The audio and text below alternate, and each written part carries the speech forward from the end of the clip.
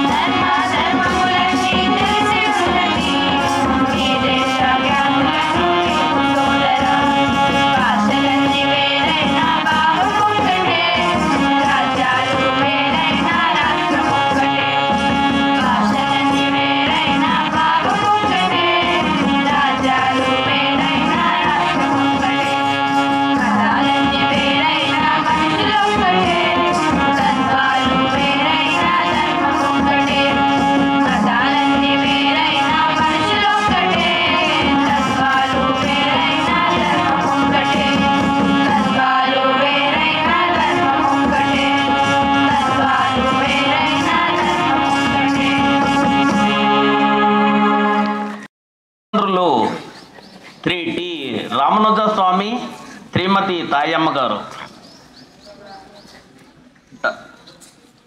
రంగస్వామి గారు ఆచార్య కోవెల సంపత్ కుమారాచార్యుల వారి పర్యవేక్షణలో విశ్వనాథ వారి కృష్ణ కావ్యాలు అంశంతో పిహెచ్డి పట్ట పొందారు.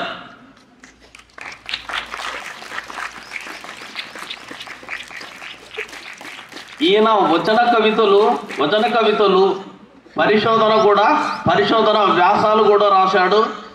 వరంగల్ జిల్లా రచయితల వాంగ్మయ జీవిత సూచిక కూడా రాయడం జరిగింది. కోవెల సుప్రసన్నాచార్యుల వారి వాంగ్మయ జీవిత సూచిక, దేవులపల్లి రామానుజరావు గారి ఒక రేఖా చిత్రము, విశ్వనాథ వారి కృష్ణ కావ్యాలు కూడా రాయడం జరిగింది. అలాగే సుమారు 90 పుస్తకాలకు ముందు మాటలు కూడా రాయడం జరిగింది. ఈయన సంపాదకత్వంలో 50 గ్రంథాలు కూడా ముద్రించబడ్డాయి. శ్రీలేఖ సాహితీ 1977లో స్థాపించి 142 పుస్తకాలు ప్రచురణ కూడా చేయించారు. అలాగే విద్యార్థులకు కూడా మంచి సహాయం చేస్తాడు. అతని ఆధ్వర్యంలో ఒక 4 విద్యార్థులు వారికి పోషణార్థం కోసం వాళ్లకు చదువు కోసం అయి ఖర్చులు కూడా అందిస్తున్నారు.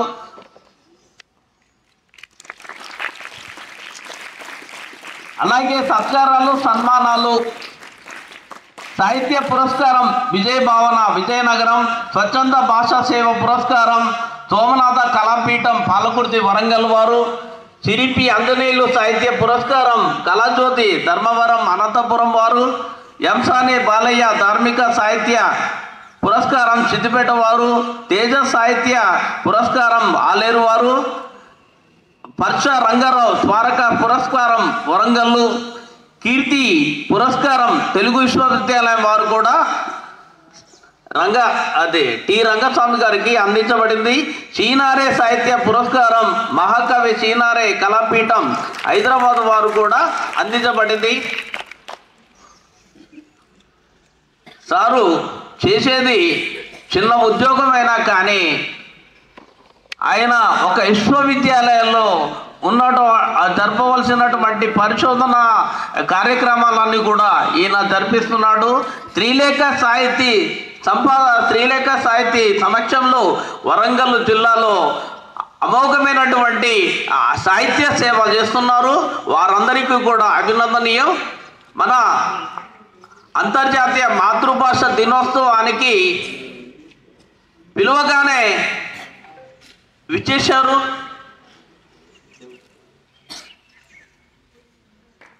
అంతర్జాతీయ మాతృభాష దినోత్సవం అంటే ఇప్పుడు మనకు మాతృభాషలన్నీ అంతకుముందు 1947 కంటే ముందు భారతదేశంలో ఆంగ్లము ఉండేది. తర్వాత స్వాతంత్ర అనంతరం తర్వాత కూడా మనకు హిందీ.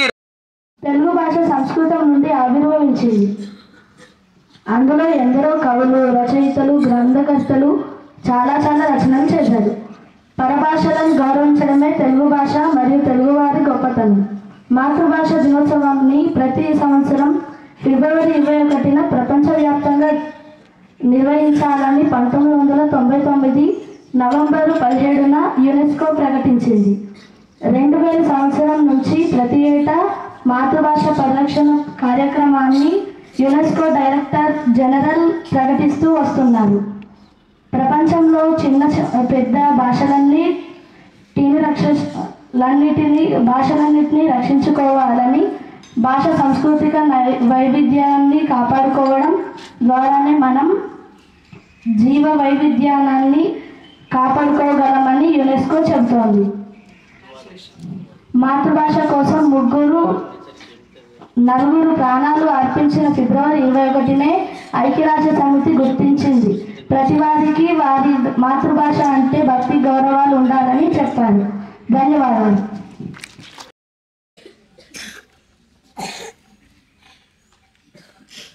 ఈరోజు ఈ అంతర్జాతీయ మాతృభాష దినోత్సవానికి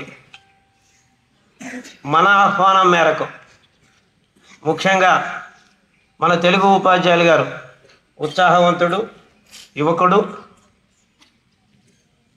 ఎల్లప్పుడూ సంతోషంగా ఉండేవారు, విద్యార్థుల్ని సంతోషపెడుతూ ఉండేవారు.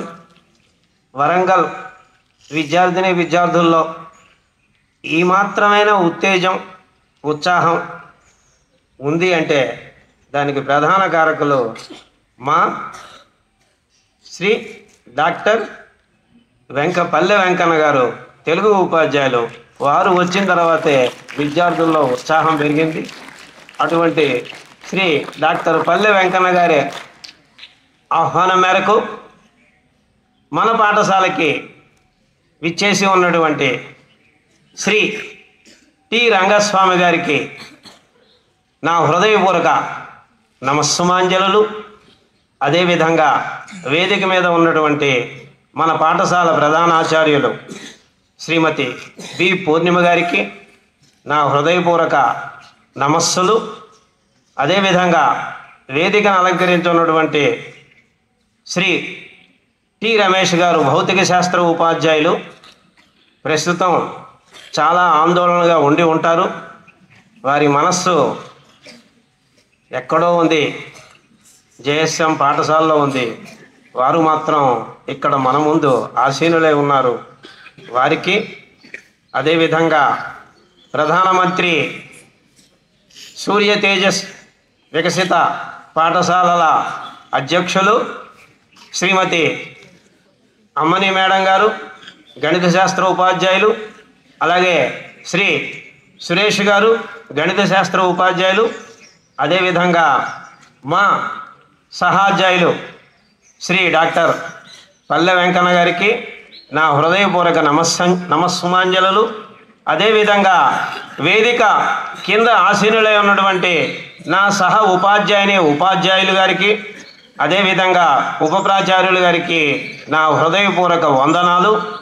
ఇక వేదిక ముందు ఈరోజు ఏం జరుగుతుందా, ఎలా జరుగుతుందా అని ఉత్సాహంతో, ఆతృతతో, ఆనందంతో, ఒక రకంగా ఆవేశంతో, ఆందోళనతో కూర్చొని ఉన్నటువంటి చిన్నారి బాలబాలికలకు నా హృదయపూర్వక శుభాకాంక్షలు, శుభాభినందనలు. ఈరోజు అంతర్జాతీయ మాతృభాషా దినోత్సవం.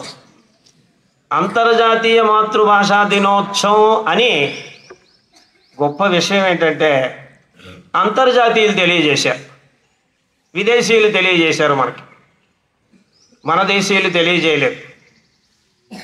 అంతర్జాతీయ మాతృభాషా దినోత్సవాన్ని జరుపుకోండి. ప్రపంచంలో చాలా భాషలు ఉన్నాయి.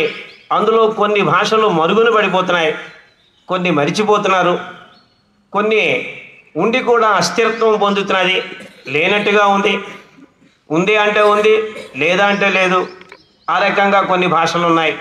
ఇటువంటి పరిస్థితి రాకూడదు. భాష భావప్రధానమైంది, అభిప్రాయాన్ని వ్యక్తం చేస్తుంది, మానవ సంబంధాలను పెంపొందిస్తుంది, మనుషుల మధ్య ఆత్మీయతని, అభిమానాన్ని కలుగజేస్తుంది. అటువంటి భాష మరుగున పడితే మానవ సంబంధాలు పూర్తిగా దెబ్బతింటాయి. మానవ సంబంధం దెబ్బతిన్న తర్వాత మనుషులు యంత్రంగా తయారవుతారు. ఇప్పటికే చాలా వరకు మనం యాంత్రికంగా తయారాం, యంత్రంతో సమానంగా మనం ఉన్నాం.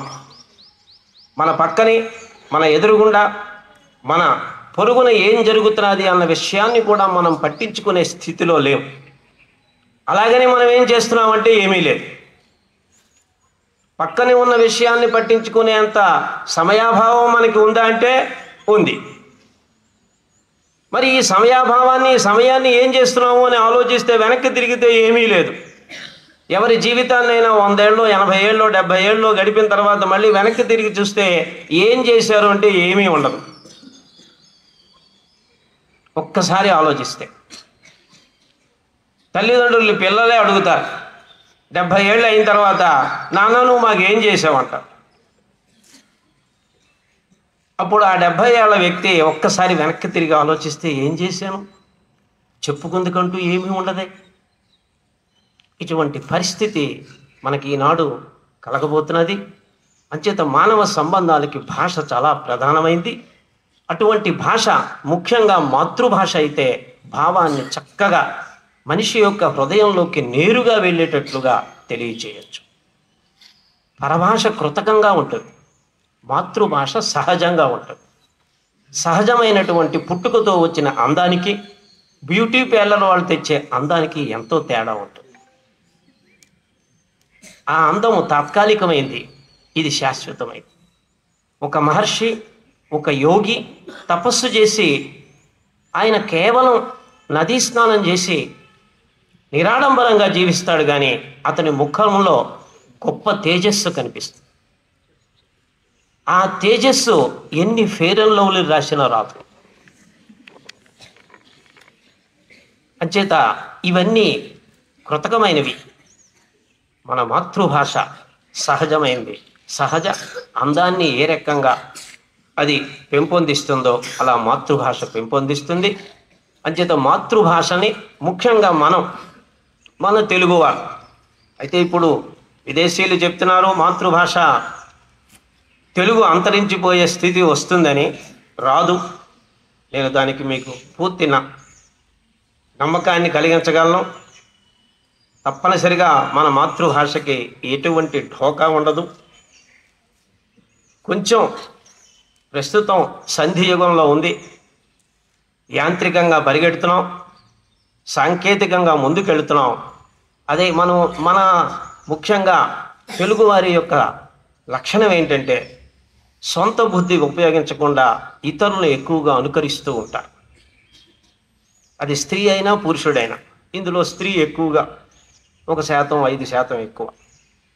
ఈ ఇతరుల్ని అనుకరించడం వల్ల సాంకేతికతే ముఖ్యమైనదని చెప్పి ఈ సాంకేతిక కాలేజీల చుట్టూ చదువుకొని తిరుగుతూ వాటికి డబ్బు ఖర్చు పెడుతూ కొంచెం సాంకేతికంగా ముందుకు వెళ్ళడం వల్ల మన భాష కొద్దిగా మరుగున పడుతున్నదేమో అనే సందేహం ఉంది.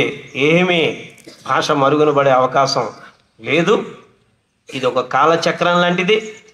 కాలచక్రం ఏ రకంగా అయితే ఒక్కసారి తిరుగుతూ ఉంటుందో అలా ఒక్కసారి కిందకు వెళ్ళినప్పుడు ఒక చక్రం, ఆ చక్రం కిందకి వెళ్ళినప్పుడు ఆ పైన ఉన్నది మనకి కనిపిస్తుంది, కిందది కనిపించదు. అలా కొంచెం కిందకి వెళ్ళింది కానీ మళ్ళీ ఇది పైకి వస్తుంది.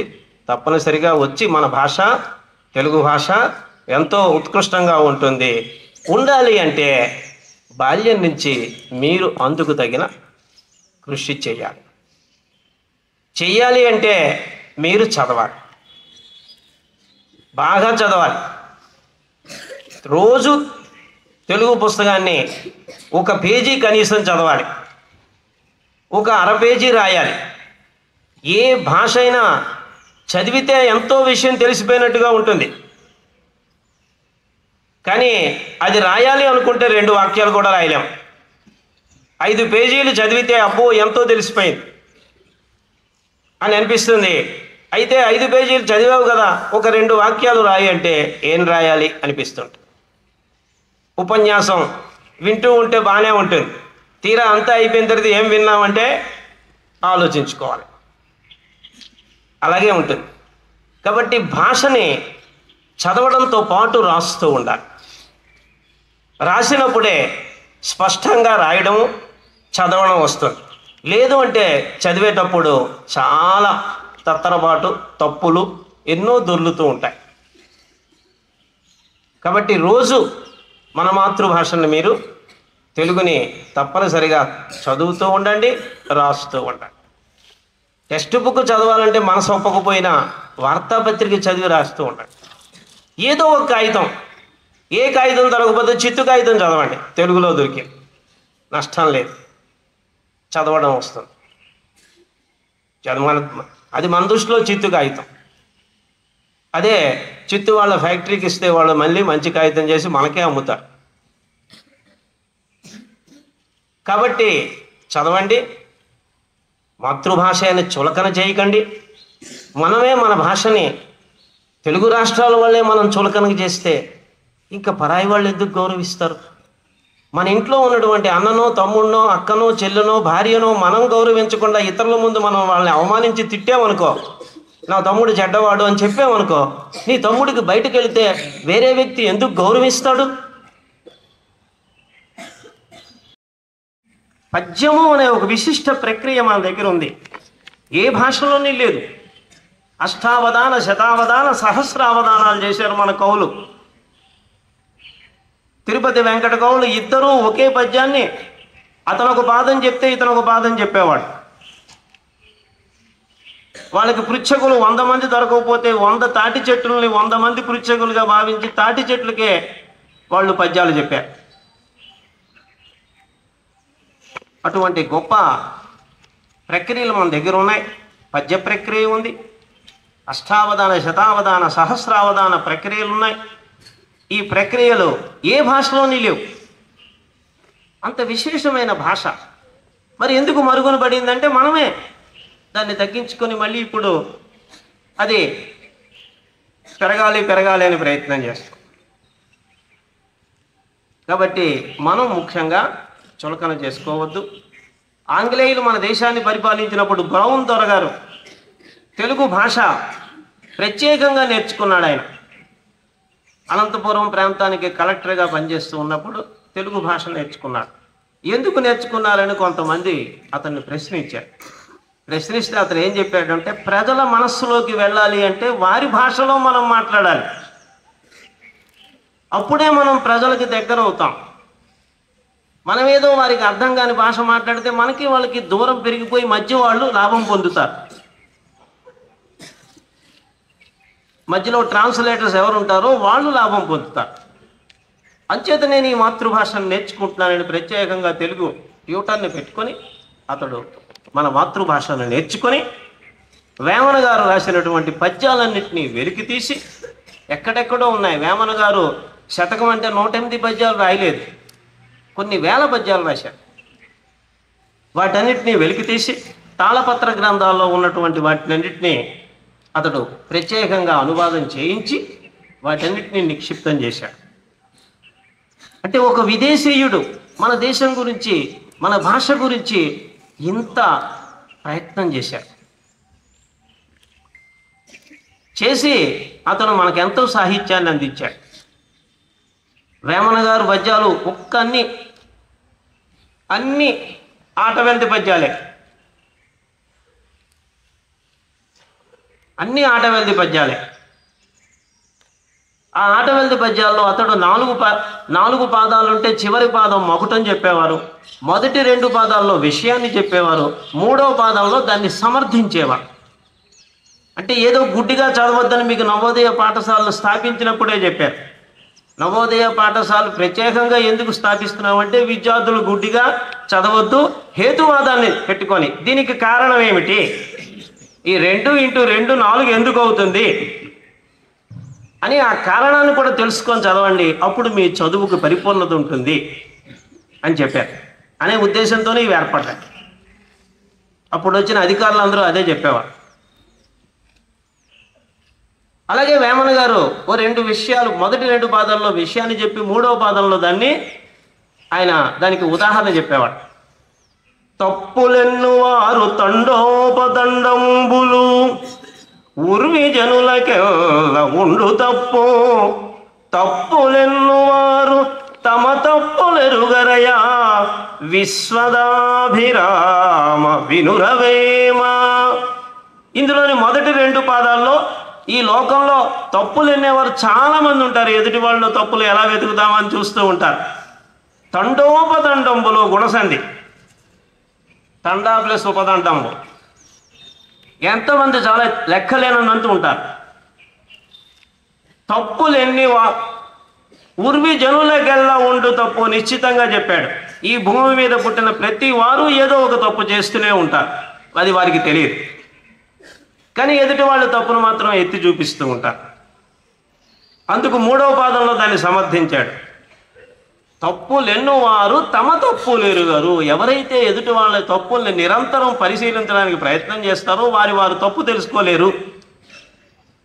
అంచేత ఎదుటి వాళ్ళ యొక్క తప్పులు తెలుసుకుందుకు ప్రయత్నం చేసే కన్నా తమ తప్పును సరి చేసుకుందుకు ప్రయత్నం చేయండి అని ఒక చిన్న పద్యంలో అతను ఎంతో విషయాన్ని, జీవిత సత్యాన్ని చెప్పారు. మనకు ఆ శతక పద్యాలు సార్వజనీనికాలు, సార్వకాలికాలు ఎప్పటికీ ఉంటాయి, అన్ని కాలాలకి పనికి వస్తాయి. అది మోడర్న్ కాలం కాదు కదా, విశేష మోడర్న్ కాలం అయినా పనిచేస్తాయి, ఎప్పటికీ అవి పనిచేస్తాయి. అటువంటి విషయాల్ని వేమన గారు చాలా సులభంగా తక్కువ మాటల్లో ఎక్కువ విషయాన్ని, జీవిత సత్యాన్ని తెలియజేశారు. ఇటువంటి చక్కటి భాష మంది. ఈ భాషను మనం అశ్రద్ధ చేసుకుంటున్నాం. అశ్రద్ధ చేయకండి.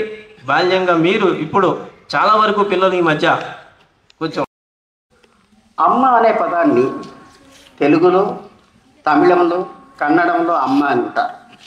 మళ్ళీ మలయాళంలో చెప్పేసరికి అమ్మే అంటారు. తర్వాత హిందీకి వచ్చేసరికి మా అంటారు. అలానే ఇతర భాషల్లో ఇది దాదా కొంత రేట్లా ఉంటాయి. కాబట్టి మనకు ఒక సరి అయినటువంటి ప్రణాళికతోని మన అక్షరాలను మనం నేర్చుకోగలిగితే మనం దిగ్విజయం కాగలుగుతాం. ఇకపోతే ఇప్పుడు ఈ భాషలు వచ్చినప్పుడు ఏంటంటే ఎంతో వైవిధ్యం ఉంటుంది. ఒక్కొక్క దగ్గర ఒక్కొక్క ఆచారాలు, ఒక్కొక్క సంప్రదాయాలు. ఇప్పుడు మీరు నిన్నే రాగానే మీరు అందరూ ఏమన్నారు, గుడ్ మార్నింగ్ అన్నారు. గుడ్ మార్నింగ్ అనే పదం తెలుగా, ఇంగ్లీషా? మరి మన మాతృభాష అనుకున్నప్పుడు ఏం చేయాలి? శుభోదయము లేదా నమస్కారం ఇక చెప్పాలి. అంటే ఇక్కడే మనం మాతృభాషను పక్కకు జరుపుతున్నాం, మొదటి స్టెప్పులు. కాబట్టి ఇటువంటివన్నీ గుడ్ మార్నింగ్ అనేది కరెక్టే కాదు, తప్పు కాదు, నేను తప్పనడం లేదు. మన మాతృభాష అనుకున్నప్పుడు దాన్ని కనీసం శుభోదయం అని చెప్పుకోవడం కూడా ఒక సంప్రదాయాన్ని మనం ఏర్పరచుకోవాలి. ఇంకోటి ఏంటంటే ఈ 4 భాషలు తిరగడం వలన ఆయా ప్రాంతాల సాంస్కృతిక నేపథ్యాన్ని మనకు, వాళ్ళ యొక్క ఆచారాలను గమనించడానికి అవకాశం ఉంటుంది. తర్వాత ఒక్కొక్క భాషలో ఒక్కొక్క విధంగా ఎలా మాట్లాడతారు. మన దగ్గర ఇప్పుడు ఏంటంటే ఇప్పుడు జవహర్ నవోదయ స్కూలే ఉంది అనుకోండి. ఈ టీచర్లందరూ, ఇక్కడ ఉన్నటువంటి టీచర్లందరూ దేశంలోని అన్ని ప్రాంతాల్లో తిరుగుతారు. ఈ అన్ని ప్రాంతాల్లో తిరిగినప్పుడు ఆయా ప్రాంత నాగరికతను, ఆయా ప్రాంత వ్యవస్థను కూడా వాళ్ళు అర్థం చేసుకొని పిల్లలకు చెప్తారు. ఇప్పుడు పిల్లలను కూడా 6వ తరగతి నుంచి ఇతర ప్రాంతాలకు పంపిస్తుంటారు. ఇక్కడ ఇప్పుడుందా లేదా? ఈ పంపడం వల్ల ఉద్దేశం ఏంటంటే, ఇతర ప్రాంతాలకు పంపడం అనే ప్రభుత్వ ఉద్దేశం ఏంటంటే, ఆ ప్రాంత నాగరికతను, ఆ ప్రాంత చైతన్యాన్ని మీరు నేర్చుకోవడానికి ఒక అవకాశం ఇచ్చినట్టు. అది ప్రధానమైనది. ఏదో మనకు అక్కడ పంపిస్తున్నారు, వీళ్ళు ఎందుకు పంపిస్తున్నారు, మా పిల్లలు చాలా దూరం పంపిస్తుంది, పిల్లల తండ్రులు గొడవ చేయవచ్చు. కానీ ఆ ప్రాంత చైతన్యాన్ని, ఆ ప్రాంతం యొక్క నాగరికతను, ఇవాళ మనం ఈ ఊళ్ళో ఉన్నాం. ఇప్పుడు మీరు అందరూ పల్లెటూరు నుంచి ఇక్కడికి సిటీకి వచ్చారు. సిటీకి వచ్చేసరికి సిటీ వ్యవహారం, సిటీలో ఎలా ఉంటారో వ్యక్తులు, అవన్నీ నేర్చుకోవడానికి అవకాశాలు ఉంటాయి. ఇంకొకటి, మనం భాష నేర్చుకోవడం వలన జరిగే లాభాలు మనం ఒక విధంగా చెప్పుకుంటే ఆత్మగౌరవం వస్తుంది. నేను బాగా చదువుకున్నాను, ఒక ఆత్మగౌరవం వస్తుంది. మనం సమగ్ర అభివృద్ధి, నేను చదువుకోవడం వల్లనే ఇదంతా నేర్చుకోగలిగాను అనే ఒక సమగ్ర అభివృద్ధికి కూడా అది ఉపయోగపడుతుంది మాతృభాష. తర్వాత మనం భాష నేర్చుకోవడం వలన మనం ఏమి నేర్చుకున్నామో అనేది ఇతరులకు చెప్పడానికి అవకాశం ఉంటుంది. నువ్వే నేర్చుకోకపోతే మందికి ఎవరికి చెప్తావు? కాబట్టి అది పిల్లలు గమనించి తమ మాతృభాషలో ఇవన్నీ చేసుకోవాలి. ఇంకోటి, పెద్దవారితో ఎట్లా మాట్లాడాలి, వారితో ఎలా సంప్రదించాలి అనేది మనం భాష నేర్చుకున్నప్పుడే తెలుస్తుంది. ఒక వ్యక్తిని చూసి మనం ఇంకొక మాట నేర్చుకుంటాం. ఇటువంటివన్నీ తర్వాత కుటుంబ సంబంధాలు కూడా ఏర్పడతాయి. కుటుంబంలో ఎవరెలా ప్రవర్తిస్తున్నారు, ఎవరికి ఎలా గౌరవం ఇవ్వాలనేది మనం మాతృభాషను కనుక కష్టపడి చదువుకుంటే మనకు అది ఉపయోగపడుతుంది. ఇప్పుడు మీకు ఒక ఎగ్జాంపుల్ చెప్తాను. ఇప్పుడు మీరు రాగానే గుడ్ మార్నింగ్ అన్నారు. దాన్ని తెలుగులో ఎన్ని విధాలుగా చెప్పవచ్చో ఎవరైనా ఒకరు నిలబడి చెప్పండి. విద్యార్థులను అడుగుతున్నాను. నమస్కారం అనే పదాన్ని మీరు ఎన్ని రకాలుగా చెప్పగలరో చెప్పండి. ఎవరైనా ఒకరు లేవండి, మీకు ఇష్టం.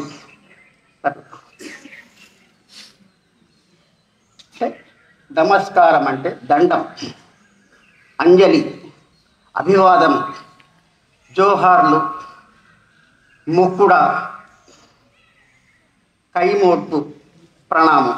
ఇటువంటి పదాలన్నీ ఒక పదానికి కావాల్సినటువంటివన్నీ నేర్చుకుంటే మీరు ఎక్కడైనా మీ భాషను ధీటుగా చెప్పగలరు. సూర్యనారాయణ శాస్త్రి గారు ఎలాగో మీకు చెప్పారు, కానీ నేను చెప్పడం కాదు, కానీ అలా. ఇక ఇలాంటి మాతృభాషకు ఉన్నటువంటి గౌరవాన్ని మనం తెలుసుకోవాలి. ఇంకొకటి, మీరు మీ అమ్మను, ఇప్పుడు అమ్మని ఎంతమంది ఎన్ని రకాలుగా పిలుస్తారు ఒక్కొక్క ఊళ్ళో? మనం పల్లెటూరులో పోతే మా అవ్వ అంటాం, ఇక్కడికి వచ్చేసరికి మేడం అంటాం, మా అమ్మ అంటాం. తర్వాత జనయిత్రి, తాయి అని కూడా ఒక దగ్గర అంటారు. ఇప్పుడు నిజామాబాద్ ఆ ప్రాంతాల్లో లోపలికి పోతే, బోధనా ప్రాంతాల్లోకి పోతే మనకు తాయి అని పిలుస్తారు. అట్లనే తల్లిని కూడా ఉపాధ్యాయునిగా చెప్పుకోవచ్చు. ఎందుకంటే మొదటి బోధకురాలు ఎవరు? పిల్లకు పుట్టినప్పుడు చెప్పేది ఎవరు? ఉపాధ్యాయుని తల్లి. ఆమె తల్లిని కూడా ఉపాధ్యాయుని అని అంటారు.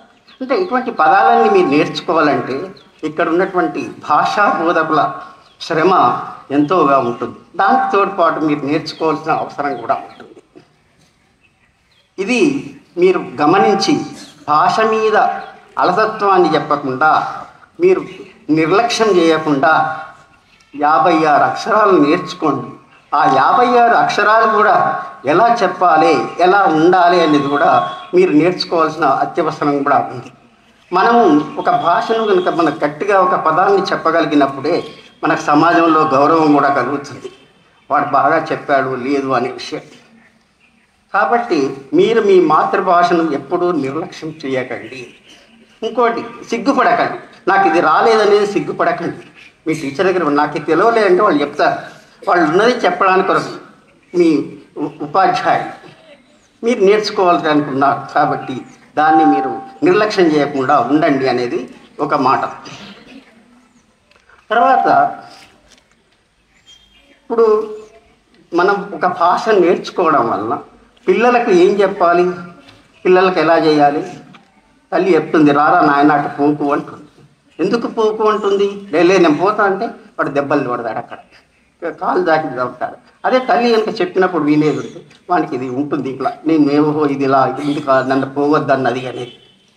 అందుకొరకు మనం ముందుకాల ఒక భాషను నేర్చుకోవడం అనేది ఇంపార్టెంట్, అత్యవసరమే. నేను ఇంపార్టెంట్ అని మళ్ళీ తెలుగులోకి వచ్చాను, ఇంగ్లీష్లోకి వచ్చాను. కానీ తెలుగు మాతృభాషను కనుక మనం క్రమబద్ధంగా మనం నేర్చుకోగలిగితే మనంత గొప్పవాడు ఎవరు లేరు. ఇప్పుడు ఇవాళ ఇంగ్లీష్ మీడియం స్కూల్స్ వచ్చాయి. ఎప్పుడు ఒక 60, 30, 40 ఏళ్ల ముందు తర్వాత నుంచి. కానీ మన తెలుగు వాళ్ళు నేర్చుకొని తెలుగులో పట్టాలు పొందిన వాళ్ళు, పివి నరసింహారావు ఎన్ని భాషలు నేర్చుకున్నాడు? 16 భాషలు వచ్చాయి ఆయన. కానీ ఆయన మాతృభాష తెలుగు మాత్రమే. రామాయణ కల్పవృక్షాన్ని అనువాదం చేయగలిగాడు ఆయన. అంటే మన భాష మీద మనకు పట్టుంటే ఇతర భాషలలో మనం సునాయాసంగా మనం అడుగు వేయవచ్చు. కాబట్టి పిల్లలారా, మీరు మీ అసలు భాష, తల్లి భాష అనే దానికంటే మీరు మీ ఇంట్లో మొదలు మాట్లాడుకున్నటువంటి భాష, మీ ఇంట్లో మొదలు నేర్చుకున్నటువంటి అక్షరాలు, దాన్ని ఆ భాషను మీరు అభివృద్ధి చేసుకుంటూ ఆ భాషలో మీరు మీ కార్యక్రమాలను సాగించండి, మీ అలవాట్లను సాగించండి, మీరు రాసేది రాయించండి. ఇంతకు సూర్యనారాయణ గారు చెప్పారు, 10 పేజీలు చదువుతాం కానీ 1 పేజీ కూడా రాయలేము అని అంటారు. అది ఎందుకు వస్తుంది అంటే పిల్లల లోపల రాసే అలవాటు తగ్గుతుంది. అందుకే ఖమ్మంలో ఒక టీచర్, ఒక పాఠశాల ఉపాధ్యాయుడు ఏం చేసిందంటే తన పాఠశాల విద్యార్థులందరికీ ఒక కవిత ఇచ్చింది, ఒకరికి కథ ఇచ్చింది, ఒకరికి ఒక విషయాలు ఇచ్చేసి అందరికి తలా ఒక అంశాన్ని ఇచ్చి ఇష్టం నుంచి వాళ్ళని చదివాక దాని మీద మీ అభిప్రాయాలు ఏంటిది, మీరు ఏమనుకుంటున్నారు, దాన్ని మీరు ఎలా అనుభవించారు, అది వాళ్ళకి రాయమని చెప్పేసి ఏం చేసిందంటే ఆవిడ సమీక్షల సమాహారం అనే ఈ పుస్తకాన్ని ఒకటి వేసింది. దీంట్లో అందరూ కూడా 6వ తరగతి నుంచి 10వ తరగతి వరకు ఉన్న విద్యార్థులు వాళ్ళు చదివిన అంశాల మీద రాసినటువంటి అంశాలు మాత్రమే ఉన్నాయి. ఇలాంటి వృద్ధిని, ఇలాంటి యొక్క క్రమశిక్షణను ఈ పాఠశాల తెలుగు అధ్యాపకులు కూడా ఆ పని చేస్తారని ఆశిస్తున్నాను. ఇవి చేసిన వాటిని కూడా పుస్తకం తేవడానికి ప్రిన్సిపాల్ గారు ఎలాగో ముందుకు వస్తారు. ఎందుకంటే తన పాఠశాల యొక్క గొప్పతనాన్ని చెప్పడానికి ఎప్పుడు ఆ ప్రాచార్యులు వెనకకపోరని చెప్పి నేను ఆలోచిస్తున్నాను. ఇది పిల్లల లోపల నేర్చుకోవడానికి, చదవడానికి, వాళ్ళ విజ్ఞానాన్ని మెరుగుపెట్టడానికి ఇటువంటి ప్రక్రియలు ఉపయోగపడతాయి. ఇప్పుడు దాదాపుగా మన తెలుగు రాష్ట్రంలో బాలల చేత కథలు రాయించి ఆ కథల పుస్తకాలను కూడా తెస్తున్నారు.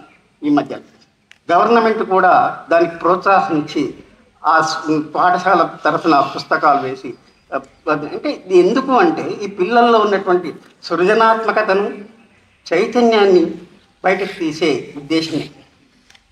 ఇది ఒక మంచి పద్ధతి. మీరందరూ కూడా నేర్చుకొని మా మామనూరు పాఠశాల విద్యార్థిని అని మీ టీచర్లు గర్వపడేలా మీరు కూడా ముందుకు వస్తారని చెప్పి ఆశిస్తున్నాను.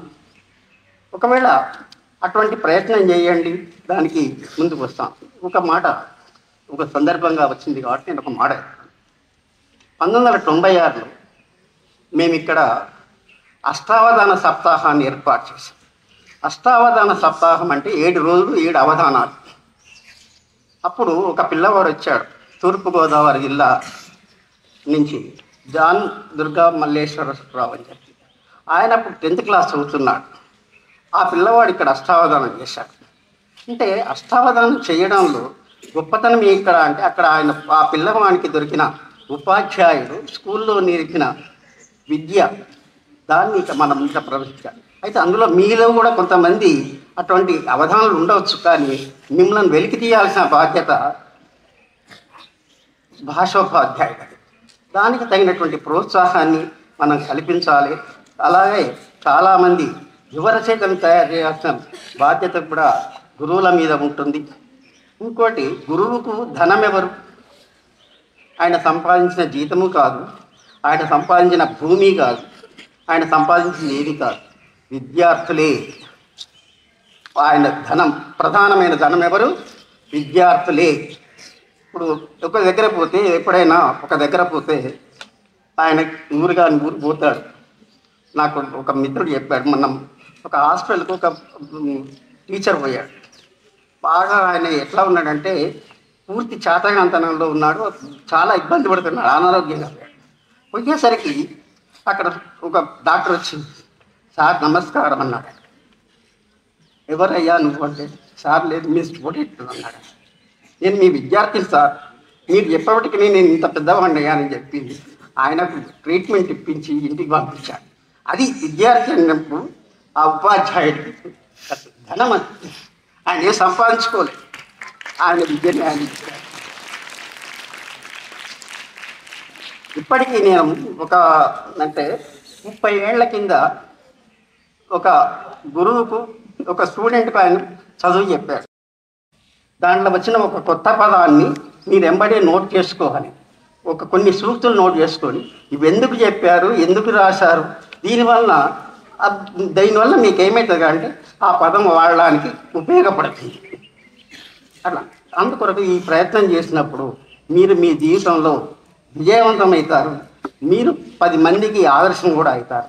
కాబట్టి ప్రియమైన విద్యార్థులారా, మీరు బాగా చదువుకోండి. ఏదైనా చిన్న చిన్న సందేహాలు ఉంటే నన్ను ఎప్పుడు రమ్మన్నా నేను కూడా వస్తాను ఇక్కడికి. ఇప్పుడు ఎందుకంటే నేను రిటైర్ అయ్యి ఖాళీగానే ఉన్నాను. అందుకొరకు మీకు నా వలన కావలసినటువంటి సహకారం కూడా దొరుకుతుంది. ఇంతకుముందే మన మిత్రులు కూడా చెప్పారు, మా శ్రీలేఖ సాయి ద్వారా మేము ఒక పని చేసాం, కథా సంకలనాలు వేశాం. కథా సంకలనాలు వేయడం లోపల కొత్త యువకులు, ఒక అబ్బాయి నాకు ఒక ఇంటర్మీడియట్ అవుతున్న అబ్బాయి ఒక కథ పంపించాడు. సార్ నేను ఈ కథ రాసినాను, ఈ కథ ఎలా ఉందో నాకు తెలియదు, మీరు కనీసం దాన్ని సంస్కరించేనా వేయండి అని. అయితే అప్పుడు మేము కొద్దిగా శ్రమ పడ్డాం ముందుగా, ఎందుకంటే కథను వాపసు చేయడం అనేది తప్పు.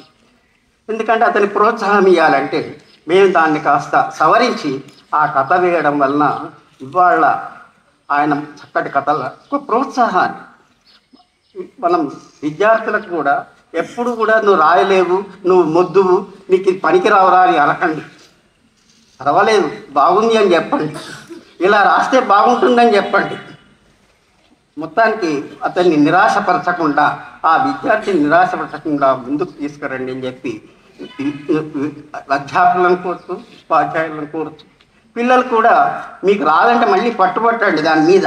ఇది ఎందుకు రాలేదు, నా సార్ ఎందుకు దీన్ని అప్రూవ్ చేయలేదు, దీని ఎందుకు సార్ నేను ఒప్పించలేకపోయాను అని చెప్పి మీరు ఛాలెంజ్ తీసుకొని మళ్ళీ రాయండి. అప్పుడే మనం విజయవంతమవుతాం, మనం ముందుకు సాగుతాం. కాబట్టి మీరు ఆ విజయపథంలో పయనిస్తారని చెప్పి ఆశిస్తూ నన్ను ఇక్కడి దాకా పిలిపించి మీ అందరి ముందట నన్ను నేను పరిచయం చేసుకోవడానికి మీరు నా 4 మాటలు మీరు విన్నందుకు, శ్రద్ధగా విన్నందుకు ధన్యవాదాలు తెలుపుతూ సెలవు తీసుకుంటున్నా.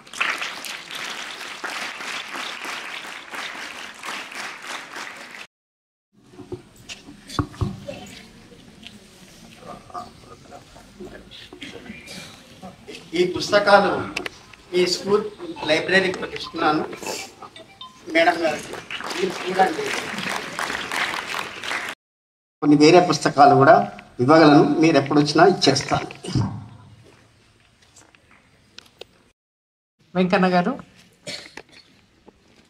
అలాగే senior most teacher Amani madam and Ramesh garu, PMC coordinators mister Ramalingaiah and mister Suresh, and dear children, at the outset, you all know that we are celebrating International Mother Tongue Day today. This is an initiative which is started in the Bangladesh.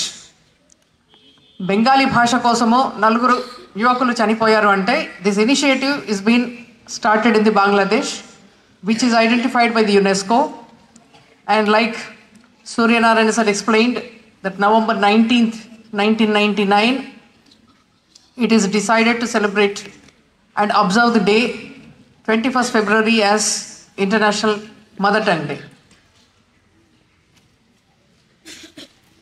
Again, NEP 2020 is emphasizing more upon mother tongue.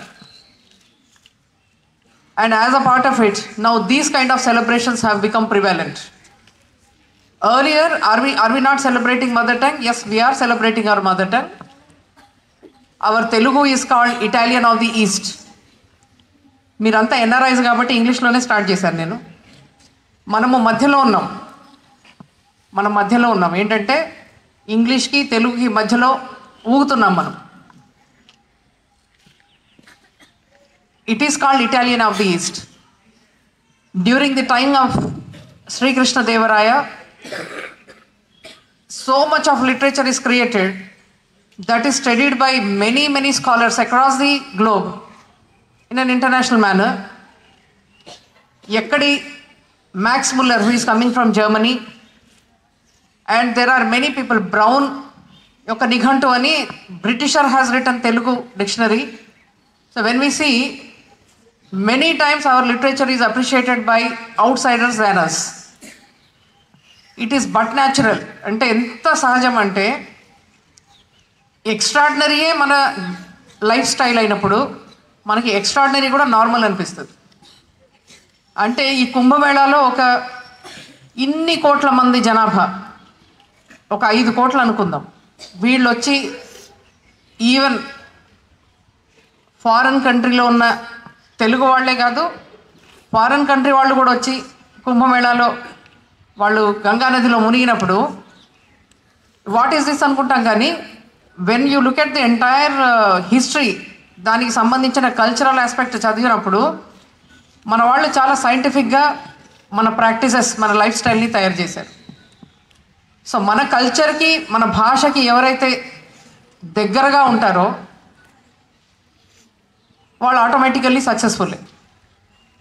నాకు ఇంకా గుర్తు, ETV start అయినప్పుడు Suryanarayana sir చెప్పినప్పుడు ఒకసారి అట్లా వెనక్కి వెళ్ళిపోయాం.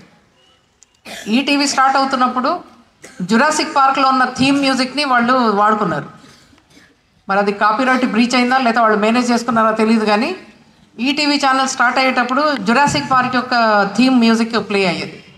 First time తెలుగులో సీరియల్స్, అంటే అప్పటి వరకు సీరియల్స్ లేవా అంటే ఉన్నాయి, లేదని కాదు, కానీ దూరదర్శన్ సీరియల్కి ఈనాడు టీవీలో ఉన్న సీరియల్కి చాలా డిఫరెన్స్ ఉండేది. దూరదర్శన్లో కొద్దిగా నెమ్మదిగా అనిపించేది. దూరదర్శన్ యొక్క కోడ్ ఏదైతే ఉందో, వాళ్ళకి సంబంధించిన కోడ్ ఆఫ్ కండక్ట్ ఏదైతే ఉందో అది పూర్తిగా రాజకీయాలకి వ్యతిరేకంగా చాలా న్యూట్రల్గా వాళ్ళు ప్రజెంట్ చేస్తారు ఏ ప్రోగ్రామ్ అయినా. అట్లాగే ఆల్ ఇండియా రేడియో కూడా ఈ మీడియా రెండు కూడా తెలుగు భాషకి ఎనలేని సేవలు చేస్తున్న ఈ మీడియంస్ ఇవన్నీ. ఆల్ ఇండియా రేడియోకి కూడా వాటికి కూడా కోడ్ ఆఫ్ కండక్ట్ ఉంది.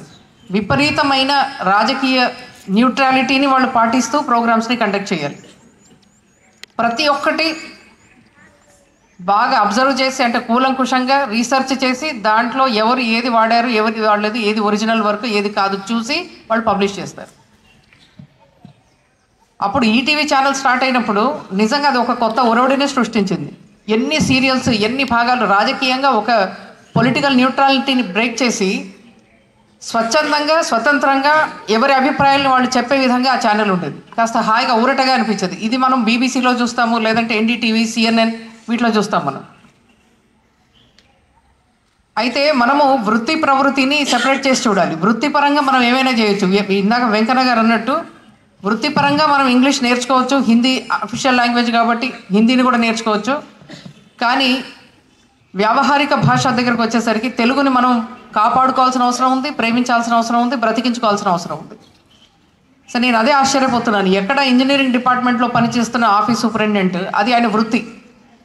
ఆయన తెలుగులోను కూడా లెటర్లు డ్రాఫ్ట్ చేసి ఉండాలి, అలాగే ఇంగ్లీష్లో కూడా లెటర్లు డ్రాఫ్ట్ చేసి ఉండాలి. కానీ ఆయన ప్రవృత్తి దగ్గరకు వచ్చేసరికి, అంటే ఆయనకి వ్యక్తిగత పరంగా ఆయన ఏదైతే భాషకి సేవ చేస్తున్నారో ఆ పరంగా మాత్రం ఆయన ఒక పాట ఉంది, చరిత్రలో మనకి కొన్ని పేజీలు ఉండాలి. సార్ మీరు చరిత్రలో కొన్ని పుస్తకాలు సృష్టించుకున్నారు మీ పేరు మీద, అలాగే మీ ఇంట్రడక్షన్ చదువుతున్నాను నేను, దాంట్లో ఒక ఇన్ని పేజీలు ఉన్నాయి మీ గురించి. సో తెలుగు భాషని నమ్ముకుంటే బ్రతుకు తెరువు లేదు అనుకునే వాళ్ళకి ఇది నిజంగా మీరు ఒక ఉదాహరణ ఇక్కడ సెట్ చేస్తున్నారు. తెలుగు భాషని నమ్ముకుంటే ఉద్యోగం బాగా చేయొచ్చు అనేది మా తెలుగు ఉపాధ్యాయులు వాళ్ళు ప్రూవ్ చేశారు. అట్లాగే మీరు తెలుగు భాషను నమ్ముకుంటే మీరు కొన్ని చరిత్రలో కొన్ని పేజీలే సృష్టించుకోవచ్చు మన గురించి అనేది మీరు స్పష్టం చేశారు. కాబట్టి తెలుగును నమ్ముకుంటే ఏదో నష్టం వస్తుంది అని ఏం లేదు. మనకి English, Hindi, maths, science, social వంటబట్టనప్పుడు మన భాషని, మాతృభాషని నమ్ముకొని అలా ముందుకు వెళ్ళి ఆ భాషని మనము గనక బ్రతికించుకొని దాన్ని మన వృత్తిగా స్వీకరిస్తే తప్పకుండా మన బ్రతుకు తెరువు ముందుకు వెళుతుంది అని.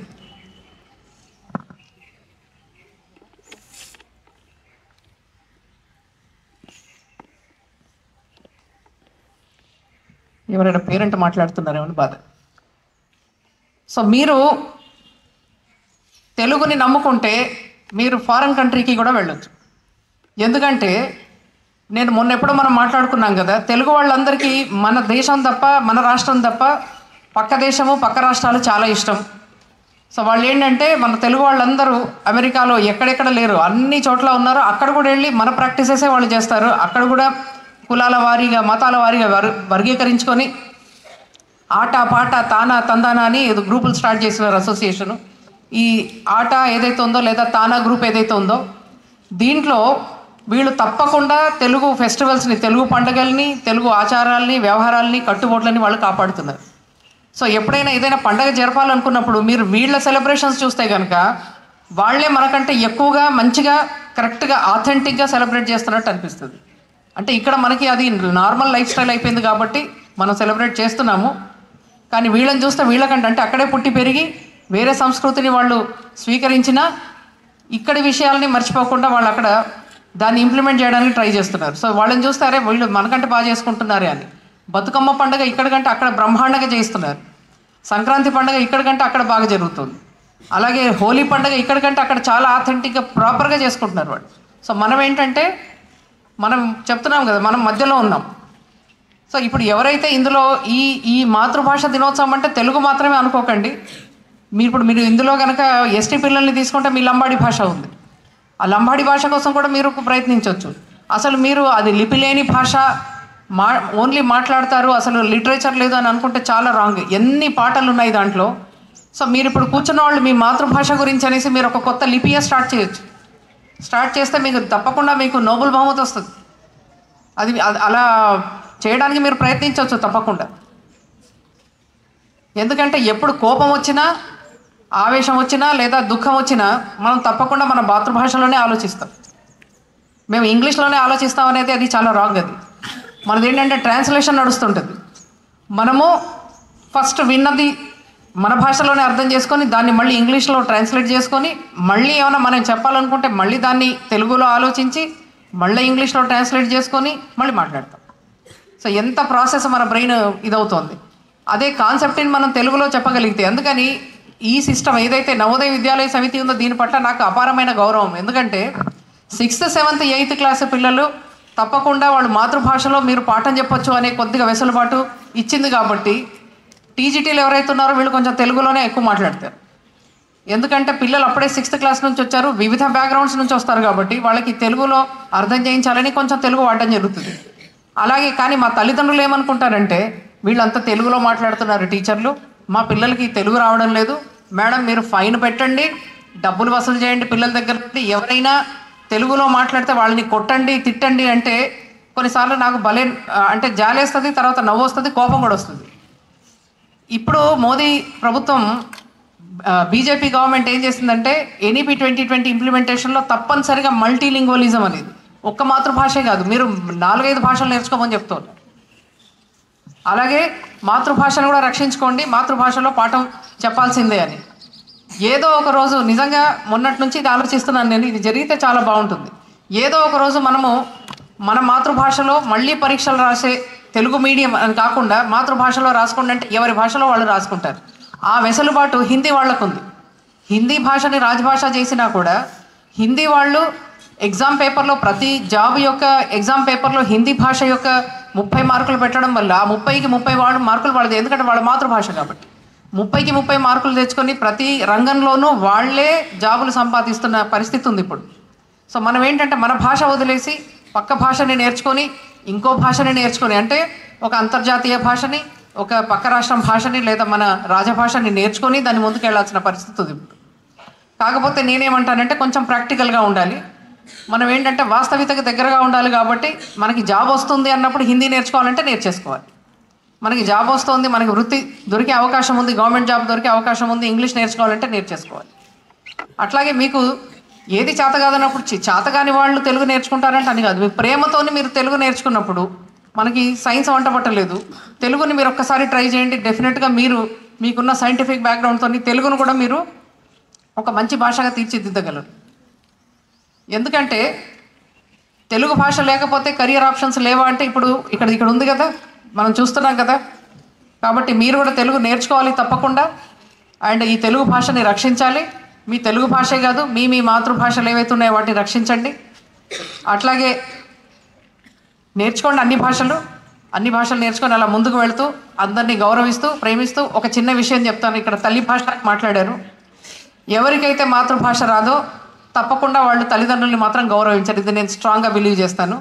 ఎందుకంటే తల్లి భావాలు అర్థం కావాలి అంటే మీకు ఆ మాతృభాష వచ్చి ఉండాలి. ఆ భాష వచ్చినప్పుడు మీకు అమ్మ భావాలు అర్థమవుతాయి, తండ్రి భావాలు అర్థమవుతాయి. దాని ప్రకారం మీ జీవితాన్ని మీరు మలుచుకుంటారు. సో ఎప్పుడైనా తెలుగు మాట్లాడాల్సి వచ్చినప్పుడు, అంటే వరంగల్ భాష చాలా మంచి భాష. ఇక్కడ నేను మా పిల్లలు మాట్లాడే తెలుగు వింటే, అంటే అది ఏం భాష నాకు తెలియదు కానీ మంచి భాష మాట్లాడతారు. పార్రీ అంటారు. పార్రీ అంటే ఏంటిదో అర్థం కాలేదు, పదండి అనమాట. కూకోర్రి అంటారు, కూర్చోండి అని. అట్లా అంటే అది మీ మాండలికం, అది మీ స్లాంగ్. అట్లాగే వచ్చిండ్రు, వచ్చారు అని మాట్లాడతాం మనము, లేదా వస్తున్నారు అంటాము. కానీ వీళ్ళు వచ్చిండ్రు పోయినరు దానికి షా యాడ్ చేస్తారు ప్రతిదానికి, చేసేసిండ్రా. సో ఇది ఏదైతే స్లాంగ్ ఉందో ఇది ఒక యూనిక్ థింగ్. ఇప్పుడు దీన్ని కూడా అందరూ గుర్తిస్తున్నారు. ఎలాంటి పరిస్థితి వచ్చిందంటే లాస్ట్కి హీరోలు కూడా ఈ భాష మాట్లాడే పరిస్థితిని తీసుకొచ్చాం మనం, తెలంగాణ భాషని. కాబట్టి ఇదేదో పక్క రాష్ట్రం వాళ్ళు అంటే ఆంధ్రలో వచ్చి మన భాషని గేలి చేసినంత మాత్రాన మన భాషకి ప్రాముఖ్యత లేదని, లేదా మనం ఏదో చదువురాని వాళ్ళమని మనం భావించొద్దు. చాలా బాగా మాట్లాడతారు. మనం ఇంగ్లీష్లో మాట్లాడినప్పుడు మనది ఒరిజినాలిటీ బయటికి రాదు, మనం చాలా పాలిష్డ్గా కనిపిస్తాము. కానీ అస్సలు మంచి భాషలోకి మాట్లాడితే అప్పుడు మన ఒరిజినాలిటీ బయటకు వస్తుంది. చూసేవాళ్ళు భయపడాలి మనల్ని చూసి, ఏంటంటే బాపురే వీళ్ళతో పెట్టుకున్నామా మనము, మనకి ఇంకా పుట్టగతులు లేవనే విధంగా మన భాష ఉంటుంది. కాబట్టి ఏదైతే మీ వరంగల్ యొక్క స్పిరిట్ ఉంది కదా, కాస్త భయపెట్టే, కాస్త బాధ పెట్టే, ఆవేశంతో ఉండే ఏదైతే మీ రక్తంలో ఉందో దాన్ని అలాగే కాపాడుకోండి, అలాగే మాట్లాడండి, అట్లాగే ముందుకెళ్ళండి. ఓకే. సో మా పిల్లలు తప్పకుండా సార్ ఈ సమీక్షల సమాహారం ఏదైతే పుస్తకం ఉందో ఈ పుస్తకానికి సంబంధించిన కాంట్రిబ్యూషన్ మా వాళ్ళు కూడా చేస్తారని అనుకుంటున్నాను. ఎందుకంటే మా లైబ్రరీలో ఒక 8,000 నుండి 9,000 వరకు పుస్తకాలు ఉన్నాయి. దానికి మళ్ళీ డిఫరెంట్ పర్సంటేజెస్ ఉన్నాయి, ఎన్ని భాషల్లో కొనాలి అనే దాని మీద. సో మాతృభాషలో కూడా చాలా పుస్తకాలు కొనిపెట్టాము. చదవండి, రాయండి తప్పకుండా. మనం కూడా ఈ సమీక్షల సమాహారంలో మీ పేరు, మీ ఫోటో అన్నీ వేయిద్దాము. అట్లాగే ఆల్ ఇండియా రేడియో, అంటే ఇన్ని రోజుల వరకు మ్యూజిక్ టీచర్ లేరు మా స్కూల్లో. సో వెంకటాద్రి గారు వచ్చిన తర్వాత మళ్ళొక్కసారి తెలుగు భాష వినిపిస్తుంది. అంతకుముందంతా ప్రమీల మేడం గారు తెలుగు భాషలో ఆమె నేర్పించి పిల్లలకి ఆవిడే కథలు రాసి, ఆవిడే పాటలు రాసి, మ్యూజిక్ కూర్చి పిల్లలకి నేర్పించేవాళ్ళు. చాలా రోజుల తర్వాత అసలు ఒక పాటని ఎలా పాడాలో అలా పాడారు పిల్లలు. భాషలన్నీ వేరైన భావం ఒకటే అనే పాట విని ఎన్ని రోజులైంది. ఆ పాట ఈరోజు విన్నప్పుడు తర్వాత మేము హ్యాపీ అవర్స్ చేయడానికి ఏ హాస్టల్కి వెళ్ళినా, ఏ డార్మెటరీకి వెళ్ళినా అసలు ఆగట్లేదు. శివాలిక్ బీకి మొన్న వెళ్ళాము. అండ్ ఆవలు మొన్న మేము ఇంకా ఉదయగిరి బీకి వెళ్ళాము. ఏరా ఒక పాట పాడంటారా అంటే ఇంకా ఏ పాట పాడట్లేదు. భాషలన్నీ వేరైనా భావం ఒకటే అని పాడినప్పుడు మా స్కూల్కి మంచి రోజులు వచ్చినాయి సార్. మళ్ళీ మీరు ఇలాగే అంటే 75 సంవత్సరాల శ్రీరంగస్వామి గారు ఇలాగ నిలబడి ఆయన ఇంతసేపు మాట్లాడి మీకు తెలుగు గురించి చెప్పారు. మా నవోదయ సమితి కూడా ఇలాగ విశ్రాంత ఉపాధ్యాయులు, ఇప్పుడు మీ పక్కన ఉన్న సూర్యనారాయణ గారు, ఆయనకి ఇప్పుడు 62 సంవత్సరాలు, మా దగ్గరే చేసుకున్నారు. ఆయన 65 సంవత్సరాల వరకు పనిచేయచ్చు. అలాగే వెంకటాద్రి గారు ఎప్పుడు రిటైర్ అయ్యారో నాకు గుర్తులేదు, మేబీ లాస్ట్ ఇయర్ రిటైర్ అయ్యారేమో. ఆయన కూడా 65 సంవత్సరాలు వచ్చే వరకు మా స్కూల్లోనే ఉండాలి, మా పిల్లలకి తెలుగు పాటలు నేర్పించాలని నేను చాలా కోరుకుంటున్నాను. కాకపోతే వాళ్ళు తిరుపతి వాళ్ళు కాబట్టి మరి ఉంటారో లేకపోతే మరి బాలాజీ గారి సేవ చేయడానికి అక్కడికి వెళ్ళిపోతారో తెలియదు. కానీ ఆయన అంత దూరం నుండి మా కోసము వాళ్ళ అమ్మాయిని వేసుకొని, వాళ్ళ అమ్మాయి ఇక్కడ పీజీటీ కంప్యూటర్ సైన్స్ పనిచేస్తున్నారు సార్. వీళ్ళిద్దరు రావడం మా ఫ్యామిలీలో ఒక మంచి ఎడిషన్. అసలు ఆ హార్మోనియం సౌండ్ వింటే ఎంత ఆనందం వేసిందో చెప్పలేను. సో ఈరోజు తెలుగు భాష మాతృభాష దినోత్సవం రోజు, అంటే మన ఇంటర్నేషనల్ మదర్ టంగ్ డే రోజు, మీరు మాతృభాషలో భాషలన్నీ వేరైన భావం ఒకటే అన్నప్పుడు ఎంత ఆనందం వేసిందో నాకు ఇంకా ఈ గూస్ బంప్స్ వస్తున్నాయి, చెప్పలేను నేను అసలు. సో ఒక గట్టిగా Navodaya claps to Venkatadri sir.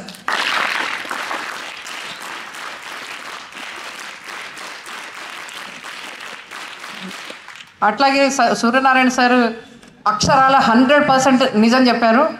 ఒక కొత్త వేవ్, ఎవరు యువకుడు వెంకన్న సార్ ఎంత యువకులో మాకు తెలియదు, కానీ ఆయన హడావిడి మాత్రం చెప్పనలే లేదు. ఆయనకున్న ఎనర్జీ 100 మందికి ఉంటుంది. ఆ ఎనర్జీతోని మమ్మల్ని ముందుకు తీసుకెళ్తున్నారు. మొత్తం ఆయన భుజస్కంధాల మీద వేసుకొని ఏ ప్రోగ్రామ్ వచ్చినా అసలు నేనే అన్నట్లు, పక్క వాళ్ళు చేస్తే ఆయనకి నచ్చదు, నేనే చేస్తా అంటారు. ఆయన అందరినీ, అంటే ఎవరెవరైతే ఒక వరంగల్కి సంబంధించిన మంచి పర్సనాలిటీ ఉన్నారు, మొన్న జడ్జి గారి దగ్గరికి వెళ్ళిపోయి ఆవిడ ముందు నిలబడి మీరు వస్తారా రారా అని అడిగి తీసుకొచ్చారు. కాన్స్టిట్యూషన్ కార్నర్ ఒకటి స్టార్ట్ చేశాం సార్, అక్కడ మీరు వెళ్ళేటప్పుడు చూడొచ్చు. అట్లాగే ఇప్పుడు తెలుగు భాష గురించి అనేసి, అంటే ఆయన భాష కాబట్టి తప్పకుండా ఈ మాత్రం ఉండాల్సిందే. సో మళ్ళీ మిమ్మల్ని తీసుకొచ్చారు. అసలు ఎంత ఆనందంగా ఉంటుందంటే ఆయన చూస్తే, ఆ వర్క్ కానీ ఆ కల్చర్ కానీ ఎక్సలెంట్ ఉంటుంది. అట్ ది సేమ్ టైం ఆ పక్కన అమ్మని మేడం చాలా సైలెంట్గా ఏ పని ఇచ్చినా అలా ముందుకు తీసుకెళ్ళిపోతారు. సార్ మీరు మమ్మల్ని ఒక్క నిమిషం అలో చేయాలి, ఎందుకంటే ఇలాంటి సందర్భాల్లోనే మేము మా గురించి మాట్లాడుకునే అవకాశం దొరుకుతుంది. రోజు మాట్లాడుకోము మేము, సో ఈరోజే మాట్లాడుకుంటున్నాము. ఏదైనా కూడా సీసీ డిపార్ట్మెంట్ కానీ ఏది కానీ చాలా క్వైట్గా, ఏ డిపార్ట్మెంట్ ఇచ్చినా ఇన్ఛార్జ్షిప్ ఇవ్వండి. పీజీటీకి ఎప్పుడు ఇన్ఛార్జ్షిప్ ఇస్తాము, చాలా నెమ్మదిగా అలాగా చేసుకుంటూ వెళ్ళిపోతుంటారు, ఏ పని వచ్చినా అడ్డంకు లేకుండా. సో ఎవరైతే వెనక నుండి పనిచేస్తారో వాళ్ళు చాలా గ్రేట్, ఎందుకంటే ఎప్పుడు గుర్తింపుని కోరరు. కానీ కొన్నిసార్లు మేడంని ఇలా డయస్ మీద కూర్చోబెట్టినప్పుడు మాకు ఎంత ఆనందమో, ఎందుకంటే ఎప్పుడు పిలిచినా వెనక నుంచి వస్తున్నాను మేడం అనేసి పక్కకి వెళ్ళిపోయి పని చేసుకునే వ్యక్తి అప్పుడప్పుడు ఇలాగ పక్కన కూర్చుంటే మాకు చాలా సంతోషం. As a principal I really enjoy recognizing the efforts of my own staff members. So big round of applause to Ammani madam.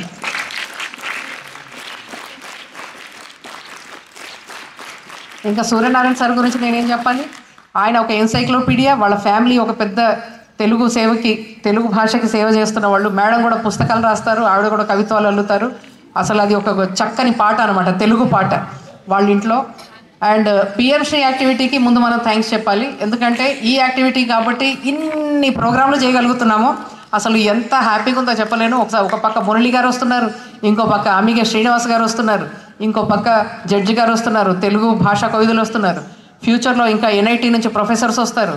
మార్చి 8 రోజు మనకు ఒక ఇస్రో సైంటిస్ట్ వస్తున్నారు మన స్కూల్కి. అట్లాగే ఒక ఇంటర్నేషనల్ ఎమినెంట్ పర్సనాలిటీని మనం ఆన్లైన్లోనైనా మాట్లాడదామని ప్రయత్నాలు. So PM SHRI coordinators Ramalinge sir and most contribution ఇస్తున్న మిస్టర్ సురేష్.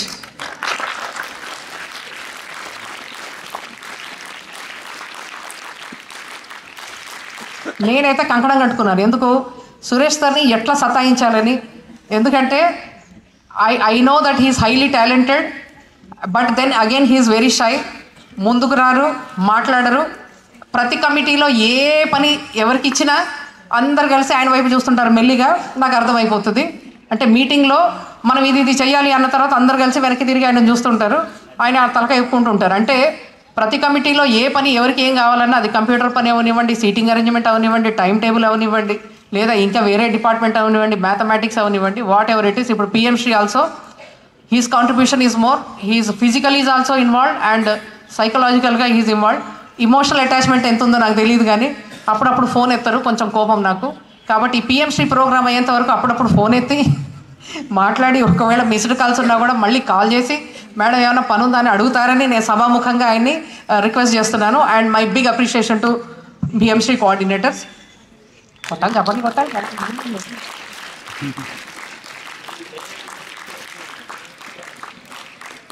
ఎప్పుడైనా కూడా అప్రిషియేషన్ ఇవ్వాలంటే ఇంత లౌడ్గా ఇవ్వాలి. నేనేమన్నా విమర్శించాలంటే ఛాంబర్లో పిలిచి ఒక్కసారి అలా చెప్పాలి. కానీ నేను కొన్నిసార్లు రెండు ఈక్వల్గా చేస్తాను. నేను ఆ సందర్భం అట్లాంటిది, ఎందుకంటే ఛాంబర్లోకి కూడా పిలవడం ఇష్టం ఉంటుంది కొంతమందిని. అది ఎందుకు ఇక్కడే చెప్పేస్తే అయిపోతుందని, ఎందుకంటే కోపం ఉన్నప్పుడు కోపం ఉందని చెప్పాలి. అది తెలుగు భాషలో ప్రేమించే వాళ్ళ గుణం. అది కోపం ఉన్నప్పుడు కోపం ఉంది అని చెప్తే ఎందుకు కోపం ఉందో తెలిసి దాన్ని రెక్టిఫై చేసుకుంటారు. అట్లాగే అప్రిషియేషన్ చేయాలన్నప్పుడు కూడా ఇంత లౌడ్గా చేయాలి. ఎందుకంటే వీళ్ళంతా సమితిని కాపాడుతున్న వాళ్ళు, ఈ టీచర్స్ అందరూ వీళ్ళు లేకపోతే మీరు లేరు. సో వాళ్ళు ఏదైతే హార్డ్ వర్క్ ఉందో వాళ్ళు చేస్తున్నారు. నేను ఓన్లీ వెనకాల బ్యాక్గ్రౌండ్లో పనిచేస్తూ ఉంటాను, కోఆర్డినేషన్ అండ్ రిసోర్స్ చూపించాలి, నేను కోఆర్డినేట్ చేయాలి, సేఫ్టీ సెక్యూరిటీ చూసుకోవాలి, కానీ చేయాల్సింది మాత్రం టీచర్సే.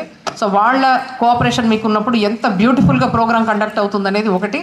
అండ్ ఈ శ్రీరంగస్వామి గారు ఇంత బిజీగా ఉన్నా నాకు పని లేదు అన్న వాళ్ళ దగ్గర చాలా పని ఉంటుంది. అంటే ఎంతో పని ఉన్న తర్వాత కూడా నాకు ఇప్పుడైతే ఏం పని లేదు అని కానీ సార్ తెలుగు భాషకి చేస్తున్న సేవ అది డెఫినెట్లీ అది it should not go without any mention.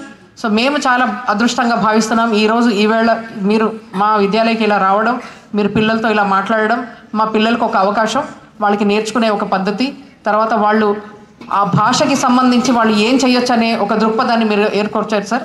దానికి నేను చాలా ధన్యవాదాలు మీకు అర్పిస్తున్నాను. And I thank CCA department and Telugu department and all other departments for this support and cooperation. Thank you for giving me this opportunity.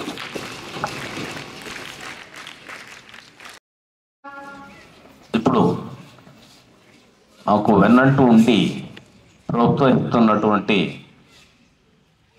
Vidyalaya principal madam గారికి చాలా చాలా ధన్యవాదాలు. చప్పట్లతో, కరతల ధ్వనులతో ధన్యవాదాలు తెలపండి. అలాగే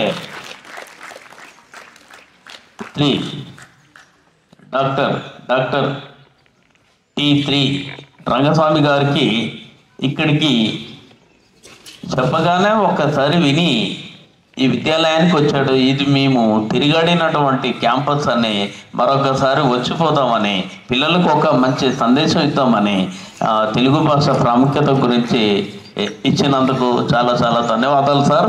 మీకు చప్పట్లతో ధన్యవాదాలు చెప్పాలి. అలాగే PM3 coordinator MM Suresh Kumar గారికి కూడా చాలా చాలా ధన్యవాదాలు. అలాగే అమ్మన్ మేడం గారికి, అలాగే కొడికలపూడి సూర్యనారాయణ సార్ గారికి కూడా చాలా చాలా ధన్యవాదాలు. ఇంతసేపు ఓపికగా విని చప్పట్లతో తడిసి ముద్దయిపోతున్నారు. వారందరికీ కూడా చాలా చాలా ధన్యవాదాలు. మిగతా అధ్యాపక మిత్రులందరికీ కూడా చాలా చాలా ధన్యవాదాలు తెలియజేస్తూ ఈ సభను ముగిస్తున్నాము. ముగించే ముందు వివేక్ చౌహాన్ ఎక్కడ ఉన్న వేదిక మీదకి రావాలి. అతడి పుట్టినరోజు శుభాకాంక్షలు తెలపండి.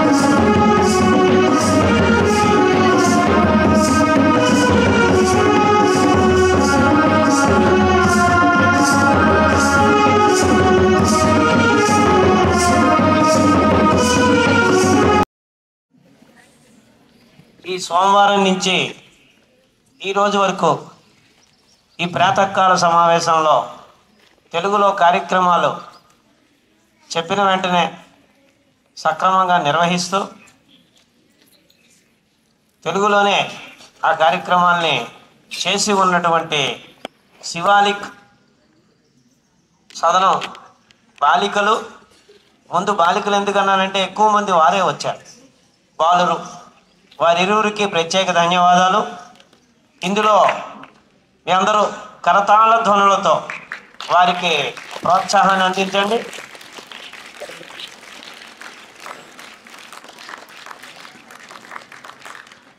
ఇందులో ప్రత్యేకంగా ఒక ఇద్దరు ముగ్గురు బాలికలు చాలా స్పష్టోచ్చారణతో చక్కగా జాతీయ పదాలు కానీ, ప్రశ్నోత్తర కానీ, పొడుపు కథలు కానీ చాలా చక్కగా ఈ ప్రాతకాల సమావేశంలో అందరికీ విస్పష్టంగా తెలియజేశారు. వారికి విశేష ధన్యవాదాలు తెలియజేస్తున్నాను. అది వారందరికీ ప్రత్యేకంగా. అలాగే ఈ కార్యక్రమాన్ని ఇందులో చక్కటి తెలుగు పాటని ప్రస్తుతం చేసినటువంటి మా శ్రీ వెంకటాద్రి గారు సంగీత ఉపాధ్యాయులు, విశ్రాంత సంగీత ఉపాధ్యాయులు, వారికి ప్రత్యేక ధన్యవాదాలు. ఇప్పుడు ఈ కార్యక్రమం ఇదే కాదు, ఈ ప్రధానమంత్రి సూర్యతేజిత వికసిత కార్యక్రమాలన్నిటికీ చాలా ఓపికగా చక్కగా వాటికి ఛాయాచిత్రాన్ని తయారు చేస్తూ ఈ కార్యక్రమాన్ని మీరు నిర్వహిస్తున్నారు అన్నదానికి నిదర్శనం ఆయన ఉదాహరణ తెలియజేస్తున్నారు. కార్యక్రమం జరిగిపోయి దానికి ఛాయాచిత్రం లేకపోతే మర్చిపోతాం. అలాగే అలా మర్చిపోకుండా ఎప్పటికీ గుర్తుండేటట్లుగా వారు మా అందరికంటే ఎక్కువసేపు నిలబడి మరి ఛాయాచిత్రాలని చిత్రీకరిస్తున్నటువంటి యోధ గారికి ప్రత్యేక ధన్యవాదాలు తెలియజేస్తున్నాను. అలాగే ఈ వాద్య సహకారాన్ని అందించిన విద్యార్థులకి, అలాగే ఈ వాద్యం అంటే ముఖ్యంగా ఈ మైక్ సెట్లన్నీ ఏర్పాటు చేసినటువంటి మన శ్రీ రమేష్ గారికి, ఈ కార్యక్రమాన్ని ఇంత నిశ్శబ్దంగా విన్నందుకు విద్యార్థులకు ముందు వెనక అన్నీ ఉండి విద్యార్థులు ఈ కార్యక్రమాన్ని నిర్వహించారు. ఇందులో ఎంతో కష్టపడ్డారు. వాళ్ళందరికీ ప్రత్యేక ధన్యవాదాలు. వీళ్ళందరికంటే ప్రధానంగా ఈరోజు భౌతిక శాస్త్ర పరీక్ష రాయిపోతున్నటువంటి 12వ తరగతి విద్యార్థులకు పాఠశాల తరపుని, మన విద్యార్థుల తరపుని, ఉపాధ్యాయుల తరపుని, అలాగే ప్రాచార్యులు ఉప ప్రాచార్యుల తరపుని వారందరికీ శుభాకాంక్షలు, శుభాశీర్వచనాలు. వారికి మీరందరూ కరతాళ ధ్వనులతో ఈరోజు భౌతిక శాస్త్రాన్ని రాస్తున్నారు. వాళ్ళందరూ భౌతికంగా ఇలా ఉన్నారు, కానీ మానసికంగా కూడా బాగా ఉండి ఆ శాస్త్రాన్ని రాయాలని వారిని అందరినీ ప్రత్యేకంగా నేను అభినందిస్తున్నాను. వారికి ఆశీర్వచనాలు అందిస్తున్నాను. చాలా చక్కగా రాయండి అమ్మాయిలు, మనస్ఫూర్తిగా ఉన్నత ఉత్తీర్ణత అభివృద్ధి రస్తు. చాలా చక్కగా రాయండి. వారికి ప్రత్యేక అభినందనలు తెలియచేయండి. అందరూ వారిని శుభాకాంక్షలతో పరీక్షకి పంపించండి. ఇది